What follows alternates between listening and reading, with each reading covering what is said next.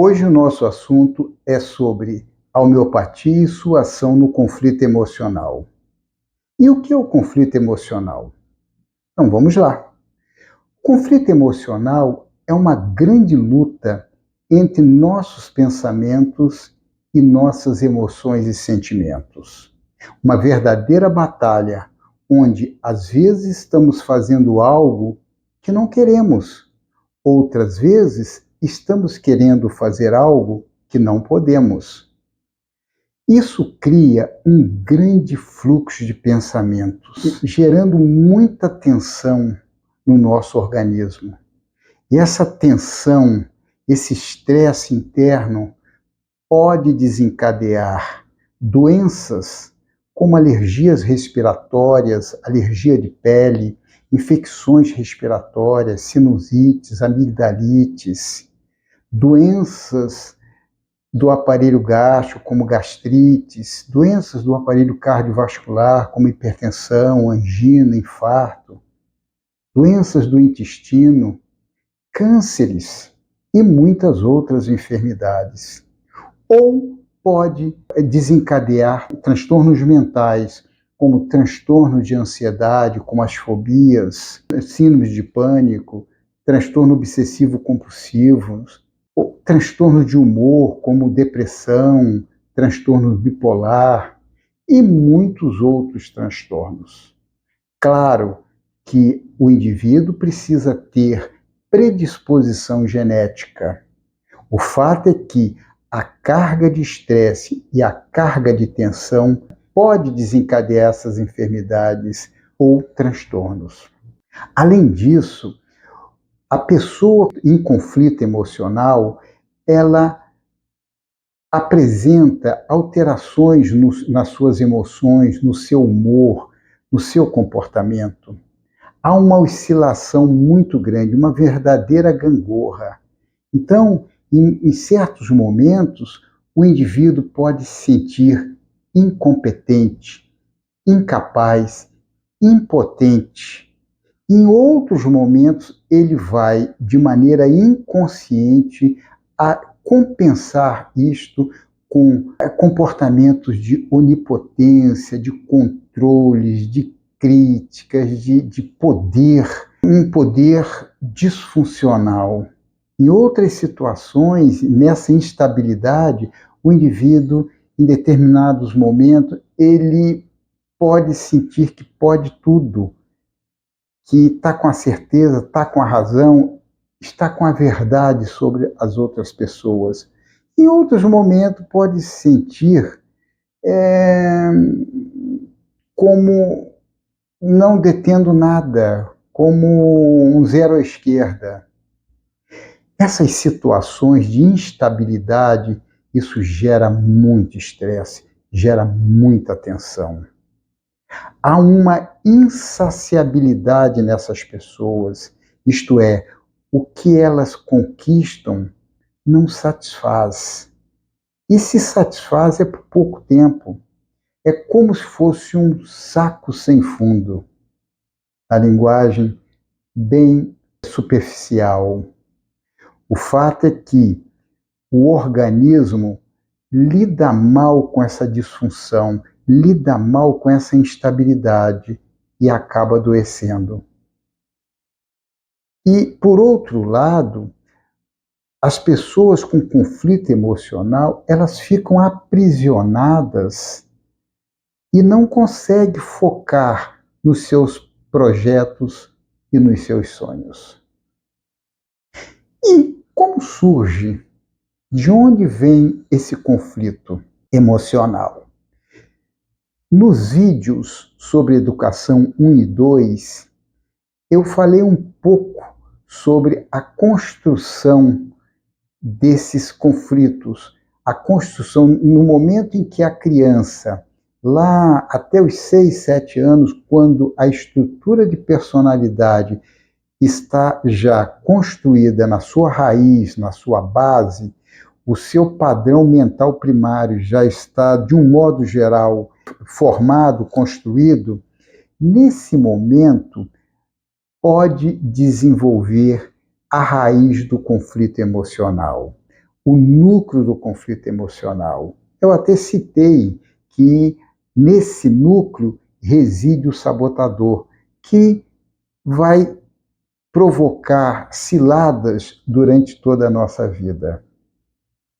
Então, dando uma recordada, nós vamos ver que na infância, a criança, se ela é bem cuidada, se ela recebe os cuidados necessários dos seus pais ou cuidadores, elas vão desenvolver com mais autoconfiança, mais autoestima, e na adolescência isso vai ganhar mais complexitude, mais robustez nesta estrutura de personalidade, e a pessoa vai poder adaptar melhor às situações hostis que surgirem na adolescência e na vida adulta. Porém, se essa criança não recebe os devidos cuidados, o básico que ela necessita, como a proteção,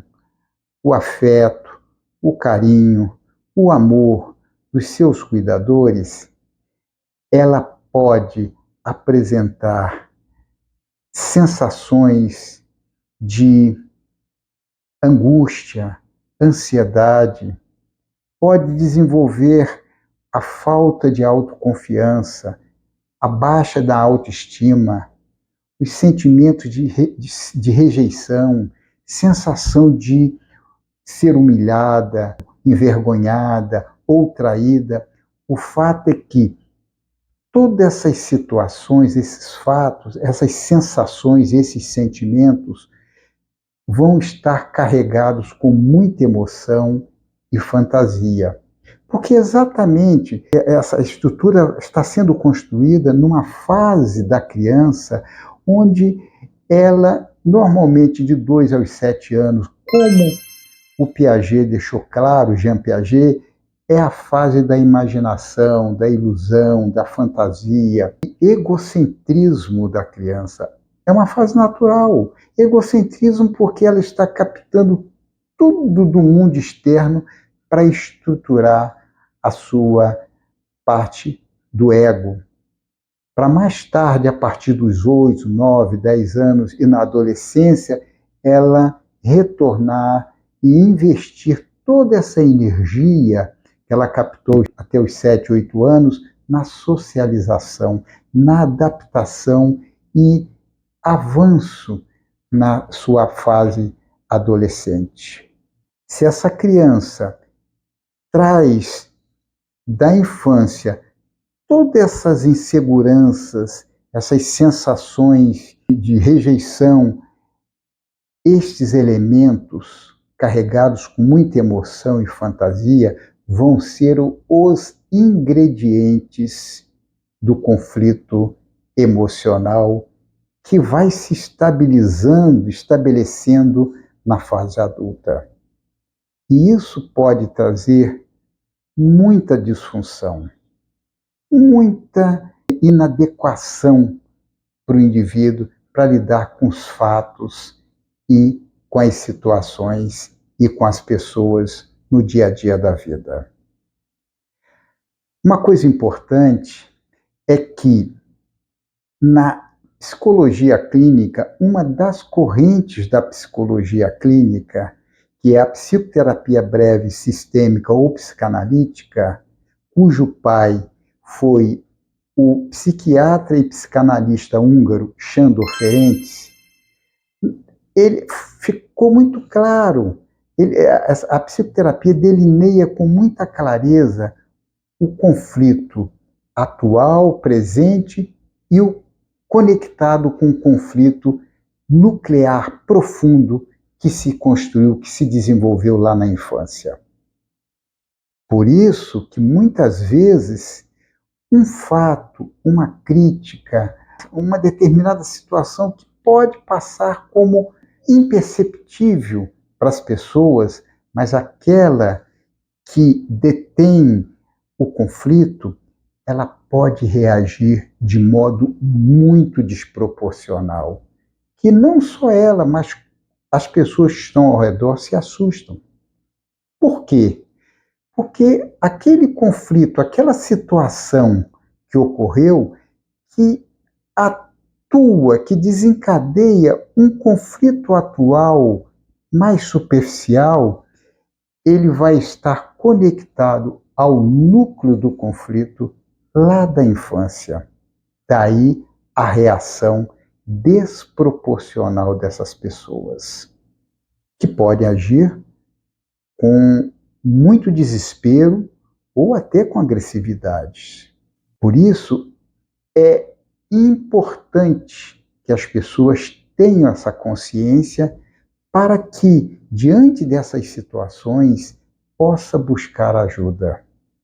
Eu vejo neste momento a homeopatia como um elemento muito importante, porque a homeopatia personalizada, ela vai atuar reequilibrando a energia vital e estabilizando as funções. E uma das funções principais é a função da matriz do self. E segundo o Kohut, que eu já citei no vídeo parte 2 da educação, ele percebeu nos estudos que a matriz do self possui atributos nobres, importantíssimos para o nosso equilíbrio, como a paz interna, o bom humor, a criatividade, a empatia, a conexão e percepção da nossa integração com o universo, que é a nossa sabedoria. Então, esses atributos do self, se ocorre na infância ou na adolescência, muita adversidade, muito estresse, muita tensão, pode desequilibrar, instabilizar essa matriz e o potencial genético que nós temos à nossa disposição fica como se travado, congelado. Portanto, a homeopatia com remédio personalizado tende a resgatar essa harmonia do self. E com isto, a pessoa vai poder ter mais calma, mais serenidade, diminuir, sair do processo de agressividade, de angústia, de tristeza. A sua mente vai estar mais expandida, com mais clareza, para buscar outras ajudas. E nós temos aí a psicologia com as suas inúmeras vertentes, que é importantíssimo para trabalhar o núcleo, o padrão mental primário e poder ressignificar aquilo que ficou mal formatado, mal resolvido dentro do indivíduo e que ele está agindo agora, trazendo e agindo na fase adulta. Outras buscas estão na medicina convencional, como a neurologia, a neuropsiquiatria, a psiquiatria e todas as outras especialidades sempre que for necessário. Eu vejo que a pessoa, com essa ajuda, ele vai estar mais equilibrado, com mais clareza, para buscar com mais entusiasmo boas leituras, o esporte, as artes, a filosofia, a área da espiritualidade, a área da religiosidade. Enfim, com mais equilíbrio, a pessoa vai poder buscar os seus sonhos e os seus projetos de vida. Eu gostaria de finalizar trazendo uma citação do escritor e espiritualista alemão Eckhart Tolle. Segundo Tolle, existe uma linha muito tênue entre honrar o passado e se perder nele. Se você gostou deste vídeo, favor se inscrever no canal, dar o seu like e compartilhar. Ok? Muito obrigado e até breve.